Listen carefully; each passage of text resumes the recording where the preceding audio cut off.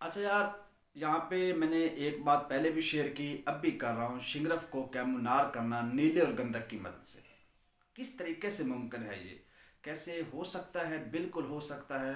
ہم نے اپنے انہی ہاتھوں سے یہ پریکٹیکل کیا۔ 15 دن مسلسل جو ہے وہ صبح 7 بجے آگ سٹارٹ کی، رات کو بھی چلائی، دن کو بھی آگ جلی، اور اس کے اندر ہم نے 2 بار جو ہے وہ کڑھائیوں کو چینج بھی کیا۔ ڈیفینیٹلی 15 دن آگ مسلسل چلانا یہ بڑی ایک بات ہوتی ہے۔ خیر، ہم نے یہ آگ جلائی جناب علی، ہوا کیا؟ شنگرف شوخ رنگ کی کیمونار ہوئی۔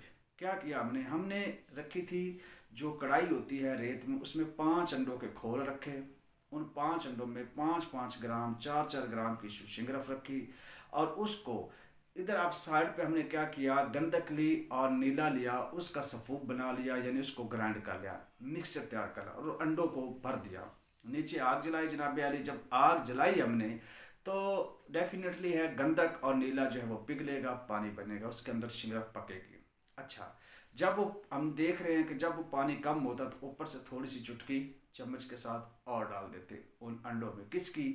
نیلے اور گندک کے جو مکسچر ہم نے تیار کیا، جن کو ہم نے اکٹھا گرائنڈ کیا ہوا ہے۔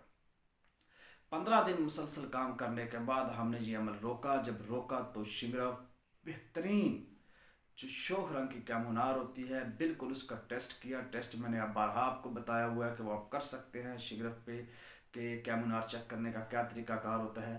پھر وہ لازل کے بھی بالکل کامیاب نکلی کہ وہ لازل مس کو جو ہے یعنی تانبے کو لازل بھی کرتی ہے۔ آگے اس کو جاری کرنے کا طریقہ اگلی ویڈیو میں پہلے بھی بتا چکا ہوں بارہا، لیکن اسی طریقے سے جو ہے وہ کس طریقے سے لازل ہوتا ہے، اسی گندک اور نیلے کی مدد سے ہم